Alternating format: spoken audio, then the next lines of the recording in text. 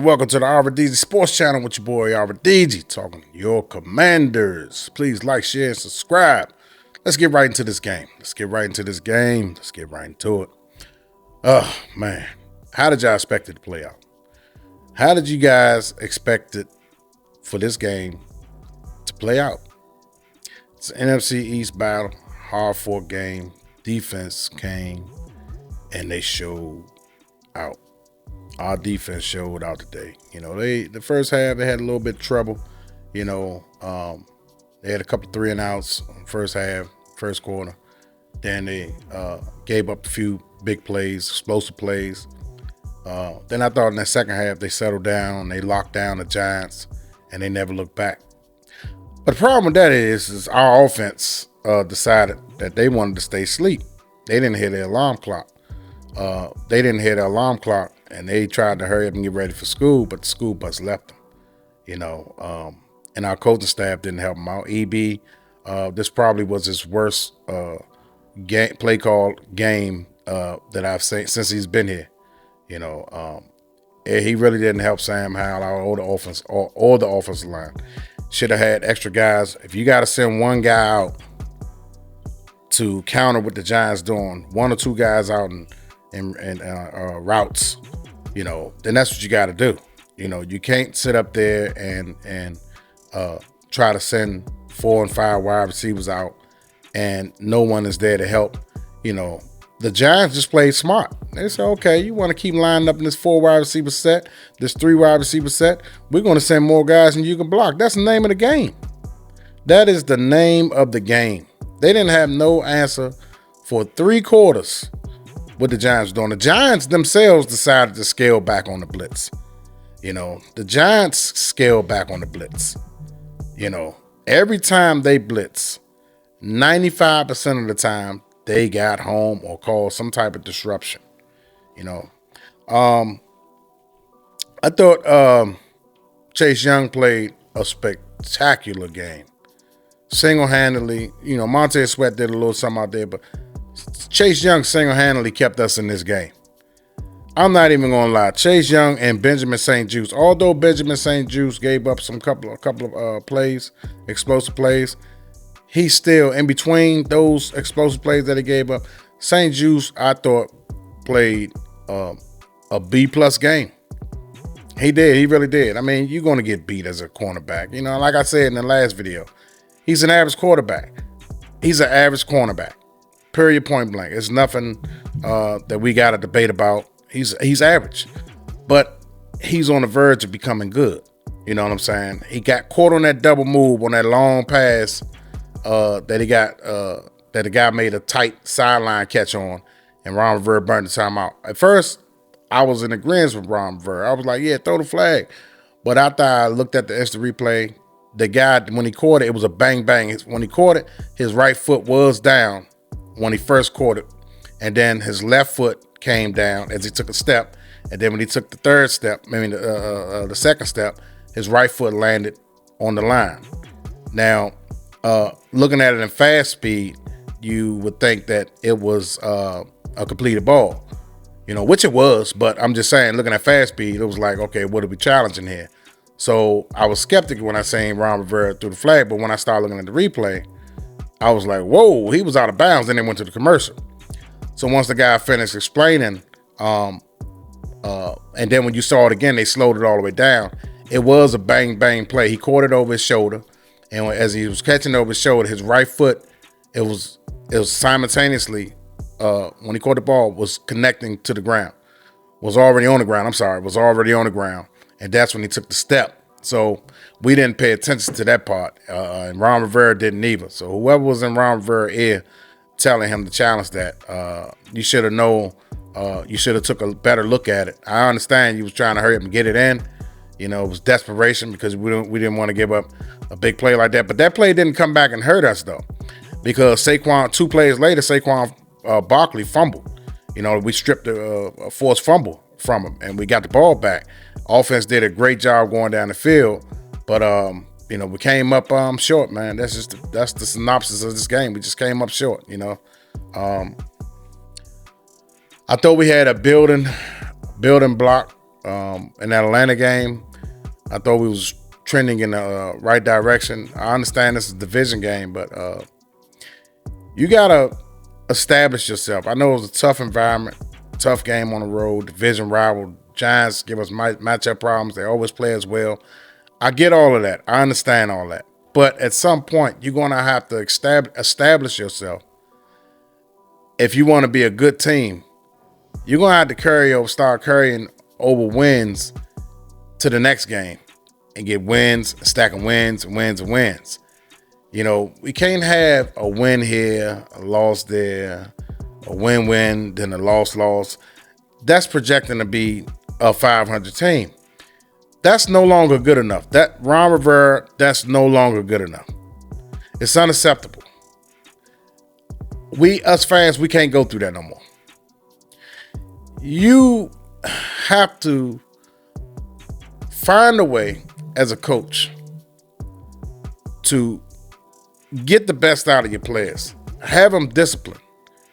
You as the /GM, player personnel, vice president, president of player personnel, whatever the case may be. Your job is to go out here and good offensive linemen, good defensive linemen, good cornerbacks, good safeties, good players, period. You cannot patch up an offensive line unless you're going to spend some money on quality players. You're finding out the hard way, Ron. Trying to be cheap goes wrong with an offensive line. You got yourself a franchise quarterback. Now you gotta get an O-line. You have to get an O-line. Because when Sam Howell has the time, he's highly effective. This guy is not there yet to where as though he can compensate for a bad offensive line. You know, he's still trying to find out where the blitz coming from. He's just not experienced at this time. And people shame this young man. This young man only started 7 NFL games. No, correct me. 8 NFL games, man. Give this guy a whole season under his belt. Every quarterback has a weakness when they're a rookie. Either they do what Sam Howell do, take a lot of sacks, or they're throwing multiple interceptions. 2-3 game interceptions. 2 interceptions a game, you know, and taking sacks, fumbling the ball. Sam Howell, although he had this interception, that's because he lofted the ball. If he'd have drove that ball, that would have been a completed ball. But instead, he put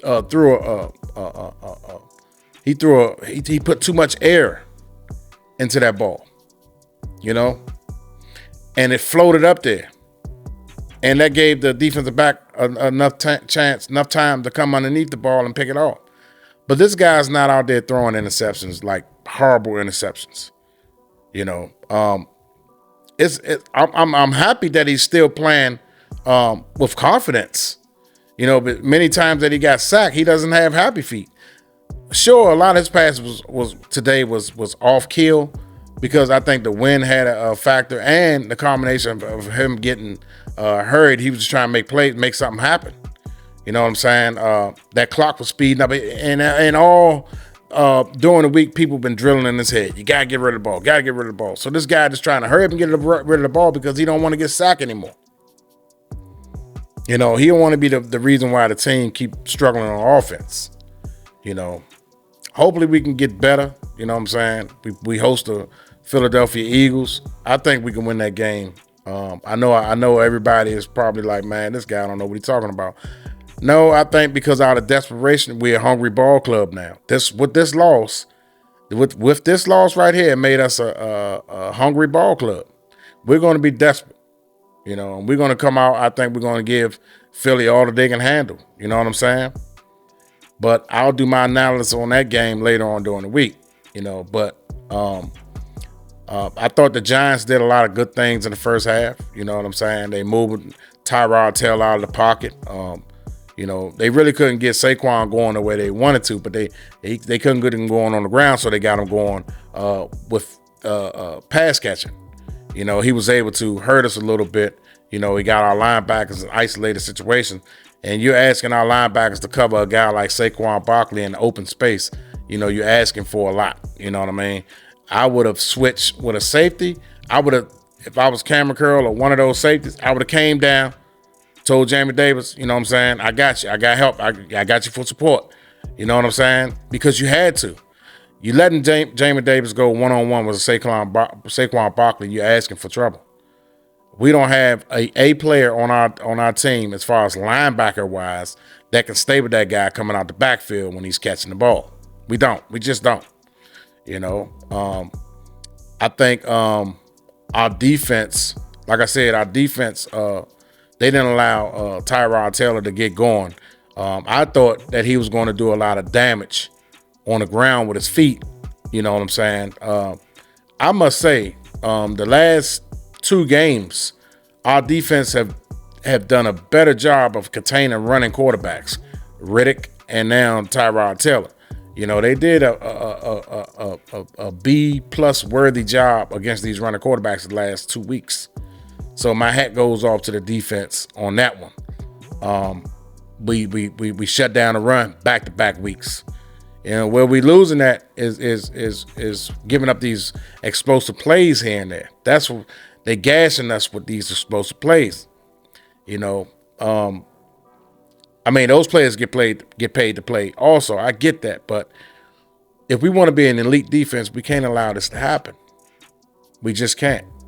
I thought our defensive line provided pressure today, you know, as well as last week. Our defense, the last 2 weeks, okay, we gave up 16 last week. We gave up 14 this week.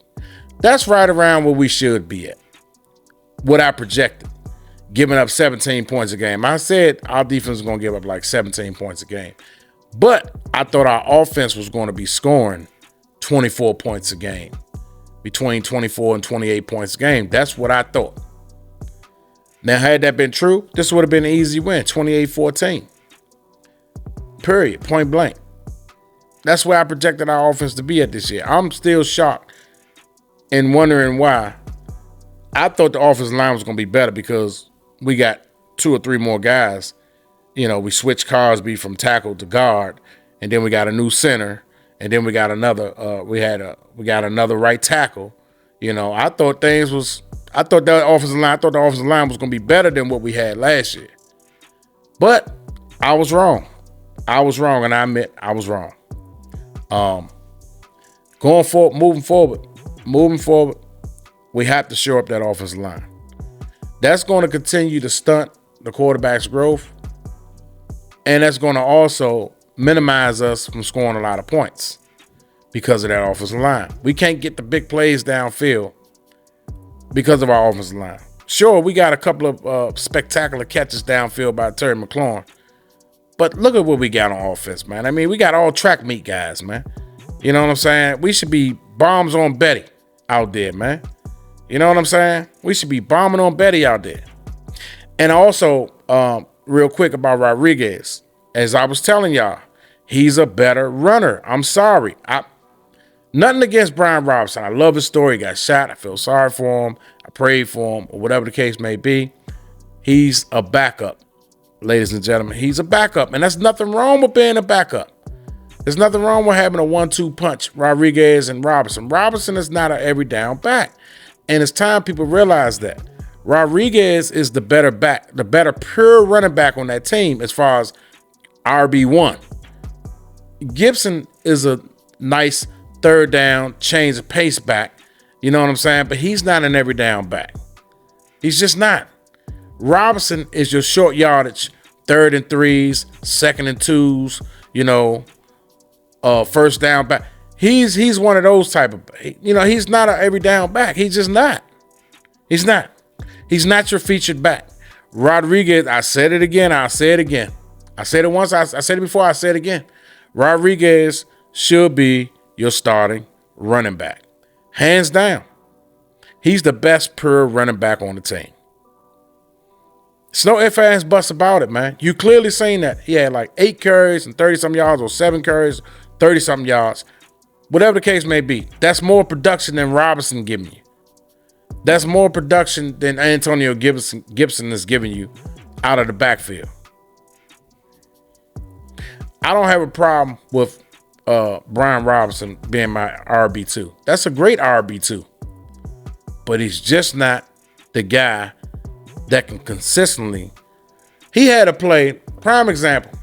He had a play where if he kept going, there was a point in the game, if he kept going, he would have had like about 4 or 5 yards. But because he cut back, he only gained 2 yards. It wound up being 2nd and 8. And I'm looking at it like if you go back, it was a point in the game. We was driving. We wasn't driving. We was still struggling at that particular time. And he cut back to the right. I'm like, what you doing? Why you didn't keep going straight? And he messed around and only got 2 yards. He just blew 3 yards. Why you think Rodriguez came in the game? They saw what I saw, apparently. He's missing his holes. You know what I mean? He's cutting back when he don't have to cut back. He's leaving yards out there on the field. And that's why I say he's an RB2. He's not an RB1. I know I may ruffle some feathers out there, but so what? I call a spade a spade. My eyes don't lie. Rodriguez came in there, boom. All of a sudden, the running game started clicking. It's not a coincidence. It's not. But anyway, Terry McLaurin, I thought Terry McLaurin stepped up and was talking trash out there. And when Terry McLaurin is out there talking trash, that's when he rises to the occasion. He rises to the occasion when he's like that. I love to keep feeding Terry McLaurin the ball after he's finished talking trash to a DB. He plays best when he's doing that. You know? Jahan Dawson. That's another pass drop. I know you had the ball thrown slightly behind you. I get that. You put your hands on that ball. You gotta bring it in, man. You have to bring it in. I saw B. John Robinson made a spectacular catch one day, the week before he played us. Behind his back. So if you got a running back that can make a spectacular catch, you don't have no excuses, man. You just don't. You should have turned your body, back towards the ball. You get paid to bring in tough kids. You're a professional. You get paid. I seen you guys in practice, not in practice, but in training camp. I remember I seen Terry McLaurin was making catches like this constantly. You guys practice that. For those reasons, the ball being thrown behind you. You have to bring the ball in, man. That's the difference between being a team that's 3-1 or 4-3. If you haul that catch in, you never know. We could have went for the win, or we could have went for the tie. I mean, we could have played and tied the ball game up. You just never know. Difference between us being 3-1 and 4-3. It's the little plays that separate the best teams from the good teams from the bad teams. And then the great teams just do everything well. See, we're trying to project to be a good team. We're not even nowhere near great yet. We're working on being good. And you can't be a good team when you don't make catches like that in clutch situations. You have to be able to pull that catch in. I thought ericbieniemy in the fourth quarter did a better job at play calling. I thought he did a better job at play calling in the fourth quarter. Because the first 3 quarters he was being stubborn. It was like, damn it, I call the plays, you guys go out and execute it. I'm not changing anything. I'm not helping out. I'm not chipping no defensive line. I'm not doing nothing. You guys got to block. That's what it felt like to me. ericbieniemy was telling his offensive line. You guys go out there and you fucking block somebody. And I can see him cussing in the locker room at halftime now. I'm not sending no damn help. But I think Ron Rivera probably said something to him, was like, let's try to keep tight end or running back in to help out so our quarterback won't get injured or anything like that. I think Ron Rivera probably stopped ericbieniemy because for 3 quarters he was stubborn. He was like, no, I'm not helping. I'm not sending no chips. I'm not bringing no extra tight end in the game and none of that stuff. But late in the third quarter, I think that's when he started, they made the adjustment and he kept the tight end in there. But he spread the offense at times in the second half, only because he had to. He was in third and longs and stuff like that, and then you're trying to go the length of the field. Now you have to spread the field. You know what I'm saying? And the Giants couldn't afford to blitz in moments like this, because now you got a lot of space out on the field, and you sending those players, and the player get behind all that, and the offensive line pick that up. It's a chance for one of our offensive players to take it to the house. So you can't gamble like that in the middle of the field. You just can't. And I thought the Giants defensive coordinator realized that, and he played it smart. He did spot blitzing. He picked his spots when he wanted to blitz. Certain down and distance situations, he picked those moments to blitz. But he wasn't blitzing. And early in the first quarter and in the second quarter, he was blitz happy. I mean, he was sending them like it was missiles out there. Just like how I was about to say something, but I can't say that. No, I don't want to get flagged. But anyway, he was just sending them back and forth, man. That was early on in the game. In the fourth quarter, you don't do that. You don't play around like that, But overall, man, I'll give out the Commanders. I'll give them a C- this game. I'll give them a C-. The field goal unit, like I said, I always say, other players get paid. They get paid. The dude made a hell of a block. He put his arms up, and the kicker, instead of him putting his foot more underneath the ball to carry it up to a higher trajectory, he want to line drive it. And when you're that close, you don't need to line drive it, man. So that's mechanics. That's not nothing. Well, actually, you can coach that, because you can tell your field goal kicker, when you're that close, get your foot more underneath the ball. You know what I'm saying? So it can go higher. Instead, he line drived it and drove it right into the guy's hands. The game would have been it wouldn't have made a difference, because we still needed a touchdown. So it wouldn't have made a difference anyway. But had Ron Rivera went for it on that fourth down, you never know. You just never know. Who knows what may have happened if Ron Rivera went for it on fourth down. See, he called himself Riverboat Ron, or someone gave him that nickname, whatever. But I don't see him riverboating it no more. He became conservative. It's almost like he's scared. And that cost him in the Philly game, because if he went for 2 and got it, we'd have won the game. So, and had he went for it on fourth down this game, you might know, you never know, you would have tied the game. You probably would have tied the ball game. Scared money don't make no money. Period, point blank. But anyway, you guys, that's my analysis, my recap of the game. I hope everyone enjoyed it. I know it's a lot of mad, sad, unhappy individuals right now, but it is what it is. We all had high hopes for this year. The season is still long. We got 10 games left. So if we can go at least, and I know it sounds far-fetched, but if we can go at least 6-4, we can try to go at least 9-8, I want to say, and possibly get in on a wild card. You know what I'm saying? I think we can go 6-4. We can do it. We just got to believe in fans, man. Cheer on this team. Continue to cheer on this team, and continue to have hope. You never know what can happen, man. But even still, I bet you any amount of money at the end of this year, Ron Rivera won't have a job.